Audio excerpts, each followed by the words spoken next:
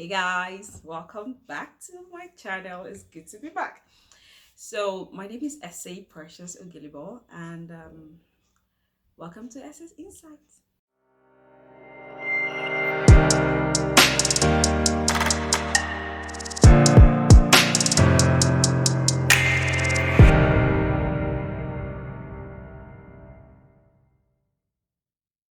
On this channel, I talk about life. I talk about life experiences. I talk about immigration, and I talk about education, travel, and what have you. And so far, so good. I have been talking about Canadian immigration. Thank you to everyone that has watched my videos. So today's video is basically going to center around people that are intending to come to Canada and people in Canada. And I have a special guest today. Yay. So, yep, it's not going to be me talking all through. I'm going to have someone special today to talk. And so her name is Yannick.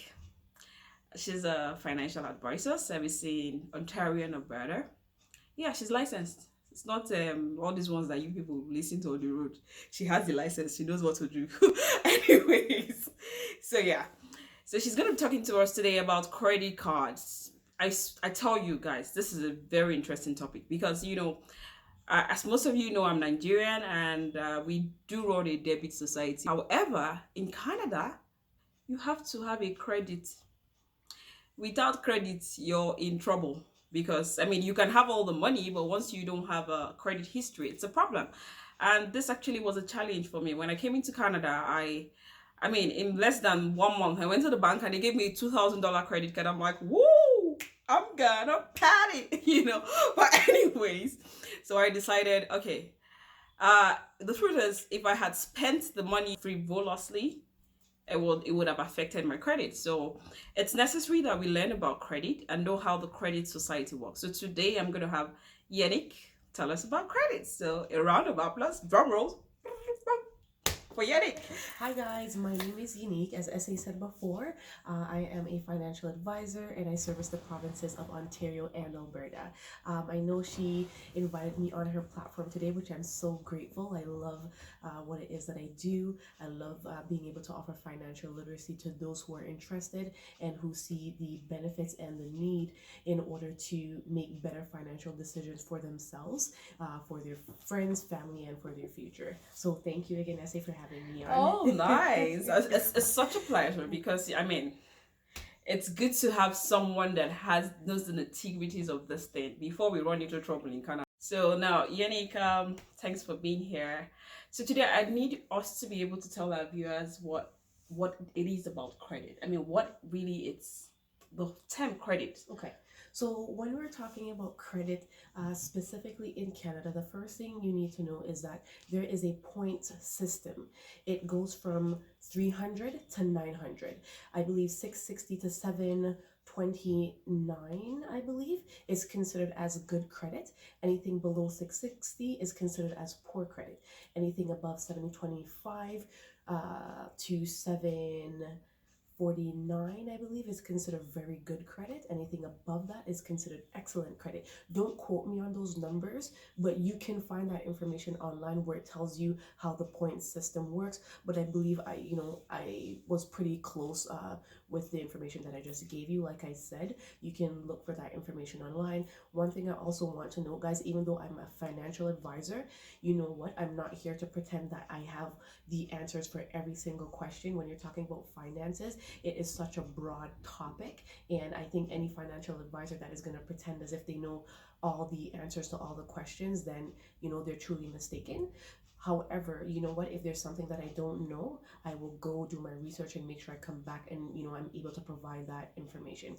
Anyways, so to continue on with credit, so as I was saying before, there is a credit point system in Canada. It goes from 300 to 900. Other thing that you need to know as a newcomer into Canada is that Canada has two credit agencies that reports your credit. It's almost like a credit card. So they keep a credit history. Those two agencies are TransUnion and Equifax. If you are currently in Canada and you are a RBC customer, then you would know that RBC uses TransUnion.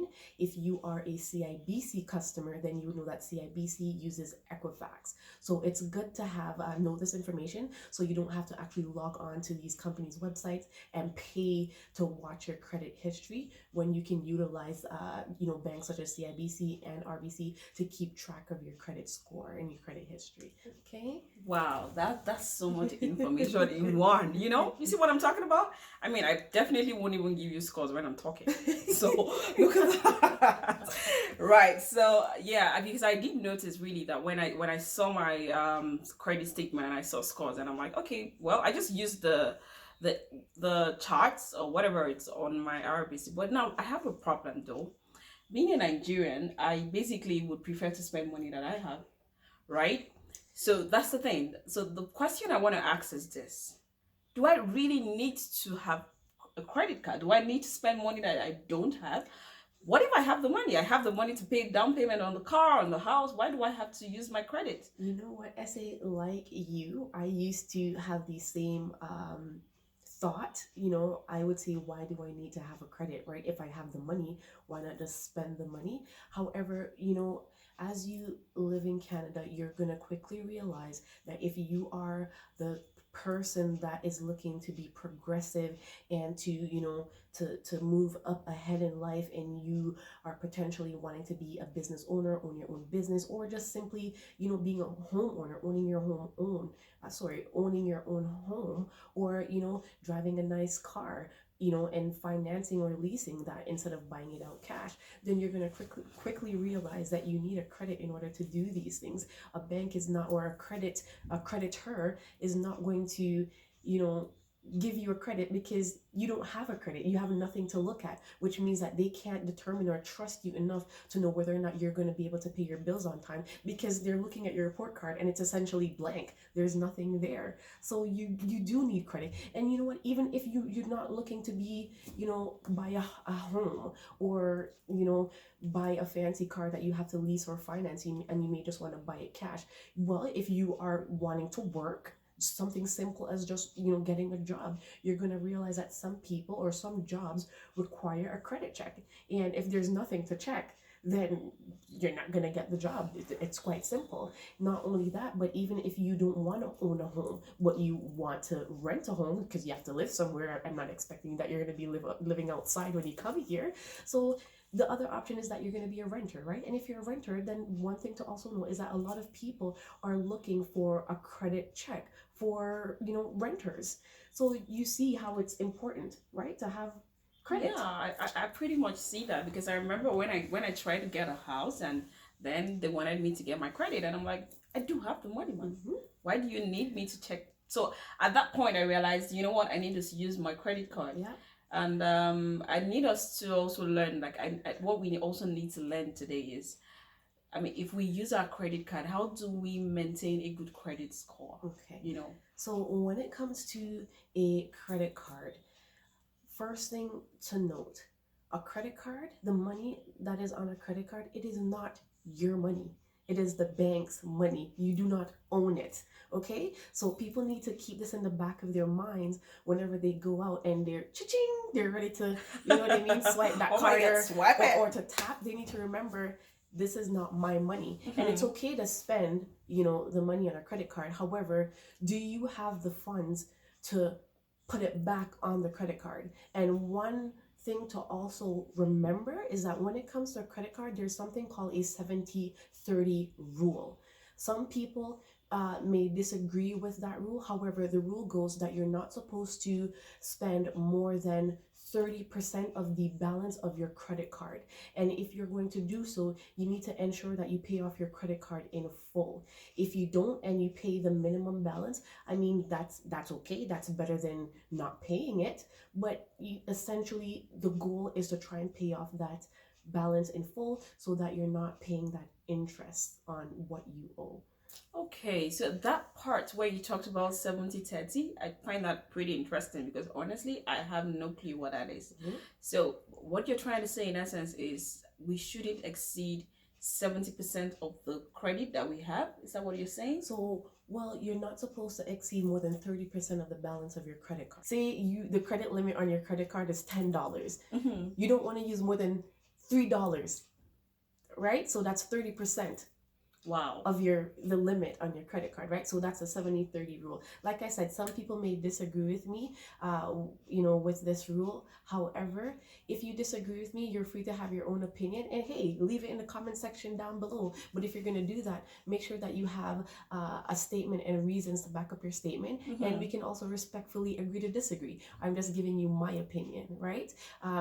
you know when you're talking about a credit card as well, you know what, guys, there are rules when it comes to the financial world, and in order to stay ahead of the game, then you need to know what those rules are. The second that you are able to grasp and understand what those rules are, you are ahead. You understand? You keep yourself away from debt.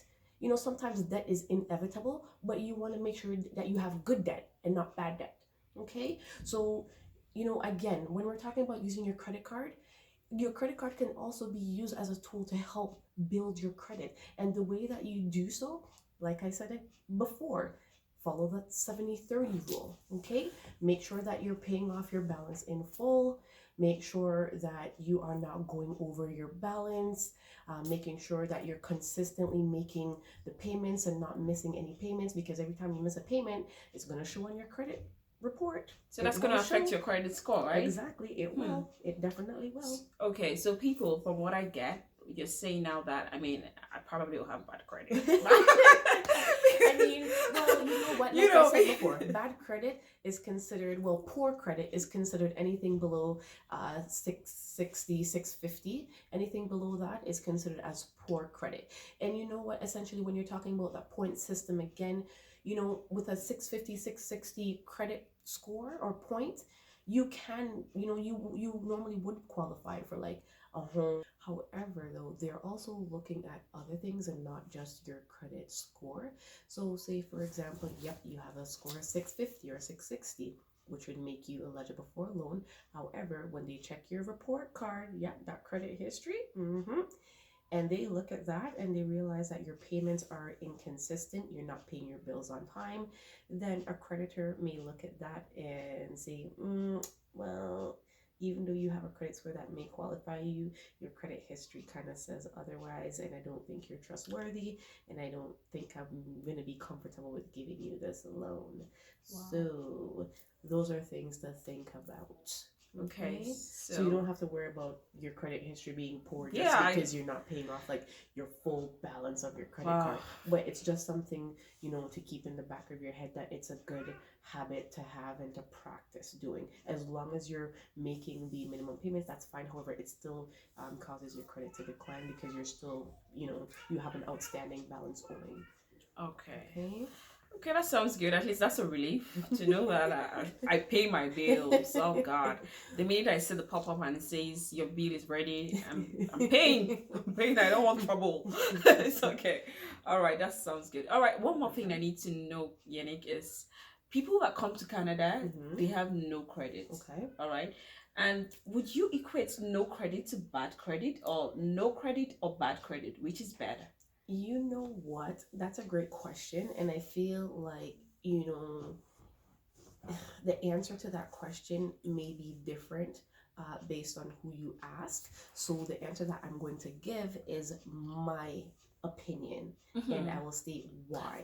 I have to add that opinion is professional. Remember, she's licensed. Okay, so like I said, my opinion.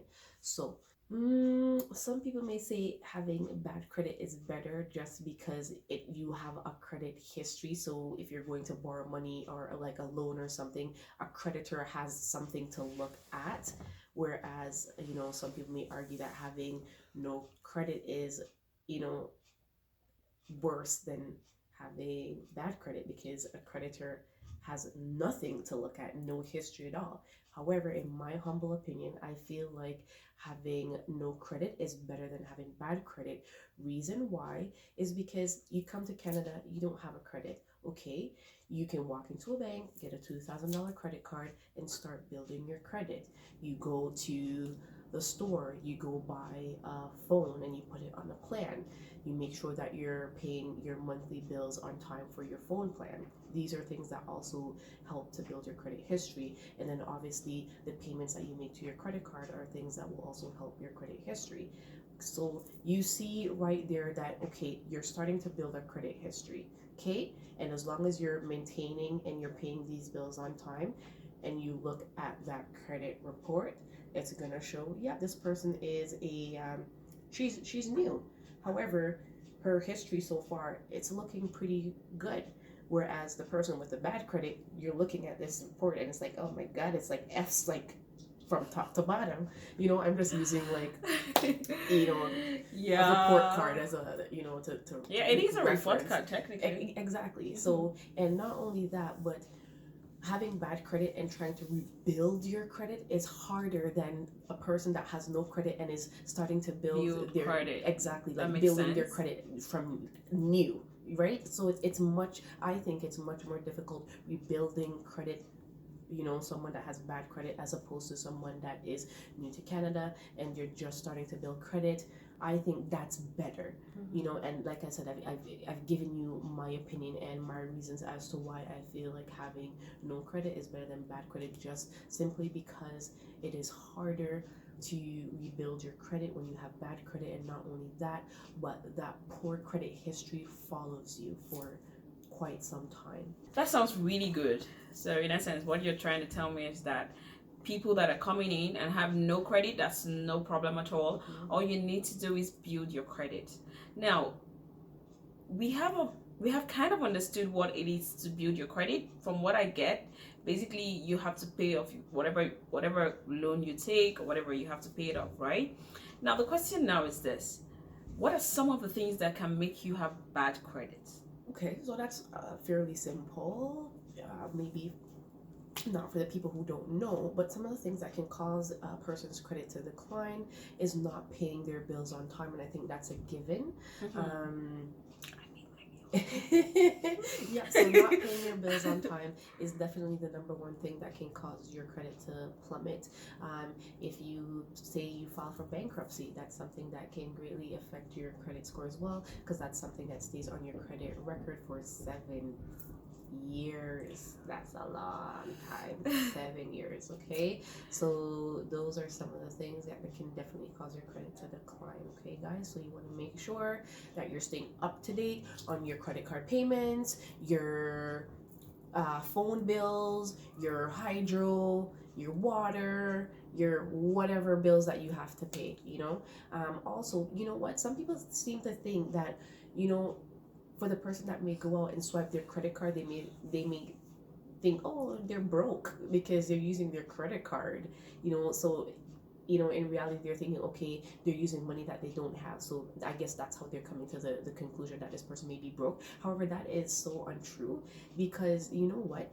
If you are smart, you are going to want to use your credit card when you're talking about paying for your expenses as opposed to using your debit card, because nowadays a lot of credit card has a lot of cool features, such as a point system where you can use the points every time you spend your card, spend or use your credit card. Every time you use your credit card, you earn points depending on the type of credit card that you have.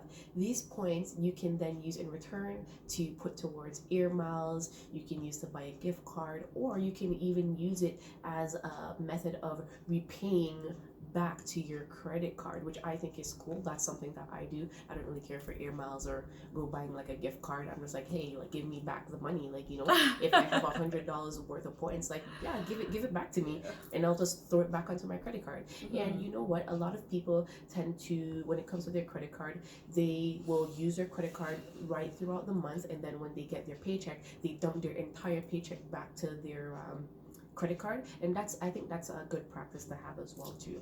Okay, so in essence, what I just gather is that we should use our credit card more, or credit cards more, and pay them up on time, pay our bills on time, and we can keep sailing. Well, I'm so excited. Today I have learned a lot, because when I came to Canada, the minute I saw the credit card, and I'm like, these people are giving me $2,000 that I don't have. Oh my God. The next thing I was swiping, I bought a computer. The next thing I saw, my credit was getting to 1,500, and I'm like, okay, the minimum payment is $39. Well, I'll be paying you $39. Good luck. You're gonna pay it for the rest of your life. You keep paying. So, like she rightly said, we have to at least pay above the minimum. And I mean, it's better you pay the minimum than nothing. Yeah. So, But and my recommendation though is try to pay that in full. If you cannot, then I guess the minimum. So, I mean, if you have made the mistake that I did and spent the credit card, like spent till you got to almost the limit, and you can't pay back in full, please, at least if your minimum is $39, you do at least $200 from every paycheck, or three. Right? I have a question for you. When you went into the bank, right, to get your credit card, was any financial literacy offered to you? No. On how to properly use your credit card? Not at all. See, and this is the problem, guys. You know what? These people are just giving credit cards out because it's a money-making system. But I think before everyone gets a credit card, they should, learn the do's and don'ts, what they need to know, when it comes to using that credit card, how to properly use it, how to help it, how to use it to help it build your credit. So it is important, before you jump into something that you know nothing about, make sure you do your research and get the facts, so that way you don't end up in debt unnecessarily. Okay? Sure. Yes, honestly, the easiest thing to have here is debts. Yeah. Because you think it's free money. You walk into the store and then you get a phone, and then you're like, oh no, you don't spend a penny at that point. But you have committed yourself for 2 years, and the minute you don't pay, you're ruining your credit. That's correct? Yeah. The minute you spend your credits on your credit card, or the money on your credit card, and then you don't pay it back, you're ruining your credit. Yeah, starts declining. It's not free money, people. It's not free money. You need to be able to pay this money back and be able to build your credit. And this is a credit society. You need to owe, quote and unquote, you need to owe for people to trust you, because it's a trust system, I believe. So for them to be able to trust you to do stuff, you need to be able to owe and show that you can pay. Exactly. So that card is not free money. And not just pay, but that you are able to pay on time. Okay? That's key. Yeah. On time. So thank you so much, Yannick. This was a very interesting one, very enlightening, and I believe today a lot of people have learned that you need to do the right thing and keep your credit score up there. It's only beneficial to you, right? Yeah. It's only going to help you in the long run. Thank you guys so much for having me. We love you. So appreciate being here and being able to offer you guys this information. Alrighty, thank you so much. And okay, so she's also completing her studies to become an immigration consultant. So we're definitely gonna have a few times more. I mean, I'm gonna bribe her and make sure she comes. Her wealth of knowledge in immigration will amaze you. You think I know? I know nothing. I just know how to trek down. When she's done, you definitely see yourself on the flight. So all the best, and we look forward to having you once more. Thank you so much. Bye guys. Bye guys. Please don't forget to like this video, hit the subscribe button, and most importantly, comment, and then hit the bell. We need them to we need that thing. Absolutely. Alrighty. Okay. Thank you so much. Have a lovely day.